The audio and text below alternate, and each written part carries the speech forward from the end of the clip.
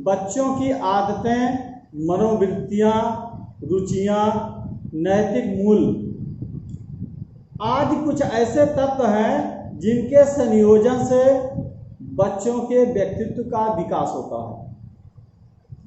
और व्यक्तित्व का विकास ये उनके एटमॉस्फेयर, वातावरण, परिवेश पे डिपेंड करता है। मनोवैज्ञानिकों के अनुसार बच्चों का संपूर्ण व्यक्तित्व विकास सिर्फ स्कूल से ही संभव नहीं है। स्कूल के साथ साथ उसके परिवार का परिवेश, उसके समाज का परिवेश बेहतर हो तब बच्चे का बेहतरीन व्यक्तित्व विकास होता है, उसके अधिगम क्षमता का भी विकास होता है। और सभी बच्चों में जो अधिगम क्षमता होती है वो एक जैसी नहीं होती। एक ही क्लास में 40 बच्चे बैठ कर के पढ़ रहे होते हैं और एक टीचर एक पद्धति से सभी बच्चों को पढ़ाने का प्रयास करता है, लेकिन जब आउटकम देखता है तो 40 बच्चे में से 15 बच्चे, 20 बच्चे बहुत बढ़िया रिजल्ट देते हैं, बहुत बढ़िया आउटपुट देते हैं। बाकी 15-20 बच्चों में से कुछ बच्चे ऐसे भी होते हैं कि जो आधा तिहा ही बता पाते हैं और कुछ ऐसे हैं कि लगभग नहीं के बराबर बता पाते हैं। उनका आउटपुट लगभग 0 होता है। मतलब ये हुआ कि वह जो अध्यापक पढ़ा रहे थे उसको बेहतर ढंग से समझ ही नहीं पाया क्या पढ़ा रहे हैं और उसको एब्जॉर्ब नहीं कर पाता, उसका दिमाग उसको अडॉप्ट नहीं कर पाता। अब उसको ऐसा नहीं कोई बच्चा बेवकूफ़ है, वो पढ़ नहीं सकता, समझ नहीं सकता है, ऐसी बात नहीं है। बस उसकी जो क्षमता है सीखने की वो थोड़ा स्लो है। अब उसके लिए हमको करना क्या है कि उसको आसान तरीके से समझाने का प्रयास करें, उसको और सरल ढंग से उसके जो मातृभाषा है, जिस परिवेश में रहता है उस परिवेश की भाषा में उस बच्चे को व्यवहारिक ढंग से समझा करके और जब बताया जाएगा, पढ़ाया जाएगा तो वह आसानी से उस चीज़ को समझ लेगा। और आहिस्ता आहिस्ता जब उसके समझ में आने लगेगा तो फिर वह अच्छा आउटपुट देगा, और आउटपुट देगा तो उसका हौसला बढ़ेगा और फिर आहिस्ता आहिस्ता एक दिन आएगा जब वो बहुत बढ़िया आउटपुट देगा। करीब लगभग 100% आप जो भी सिखाएंगे 100% आउटपुट देगा, मतलब लगभग 100% सीख चुका होगा। तो ये ऐसा नहीं कि वो सीखने के लायक नहीं था, सीखने के लायक था, बस उसकी जो क्षमता थी कमज़ोर थी, स्लो थी, उसको आसान तरीके से समझाया गया।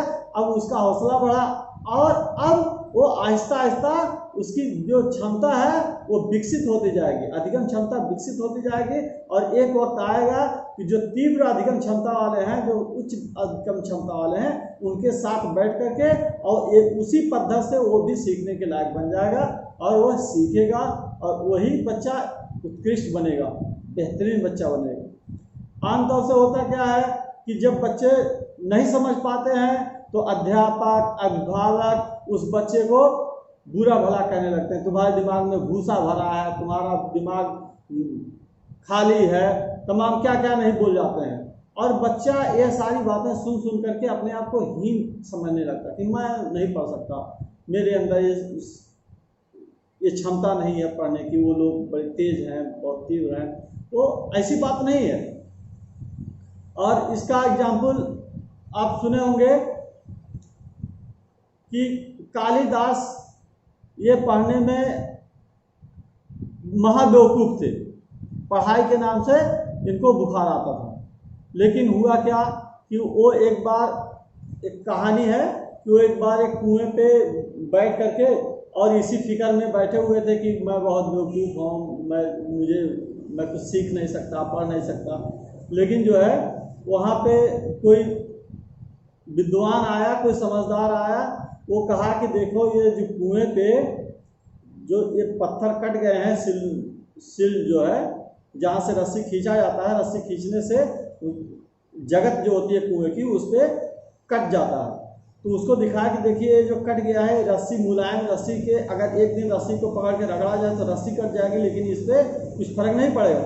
लेकिन देखिए रस्सी कब कटी है किसी को पता नहीं चला, लेकिन इसको देखिए क्या हाल हो गया है। कहने का मतलब ये है कि अगर आदमी प्रयास करे, अभ्यास करे, तो कितना भी बेवकूफ़ हो या कितना ही कम समझदार हो, कितने भी कम क्षमता हो सीखने की, एक दिन ऐसा होगा कि जब बहुत बेहतरीन सीख सकता है, बहुत बड़ा विद्वान बन सकता है। और उनके समझ में आ गया और वह पूरे मन से लग गए सीखने के लिए। और एक वक्त आया कि जब विद्वानों की गिनती होने लगी तो ये हुआ कि सबसे बड़े विद्वान कौन, तो सबसे पहला आया कालिदास, और दूसरे नंबर पे इस उंगली का नाम जो पढ़ा गया है वो हमारे अध्यापक बता रहे थे कि इस उंगली का नाम रखा है जो कानी उंगली है, कानी उंगली कालिदास के नाम से है। तो सबसे पहले कालिदास का नाम आया, दूसरे उतना बड़ा विद्वान कोई था ही नहीं, मतलब अनामिका कोई नाम ही नहीं है। इस उंगली का नाम है अनामिका, अनामिका मतलब बिना नाम की, कोई उतना बड़ा कोई विद्वान ही नहीं था।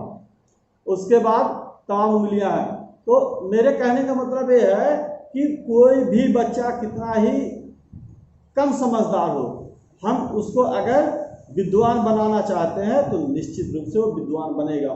बस ज़रूरत क्या है, उस बच्चे के अंदर एक उत्सुकता जागृत कर दें, सीखने की उत्सुकता, सीखने की ललक पैदा कर दें और हम उसको बढ़िया वातावरण उपलब्ध करा दें। निश्चित रूप से विद्वान बनेगा, बहुत ही समझदार बच्चा बनेगा, बहुत बड़ा काबिल इंसान बनेगा और वह अपना नाम तो रोशन करेगा ही, समाज का, देश का भी नाम रोशन करेगा।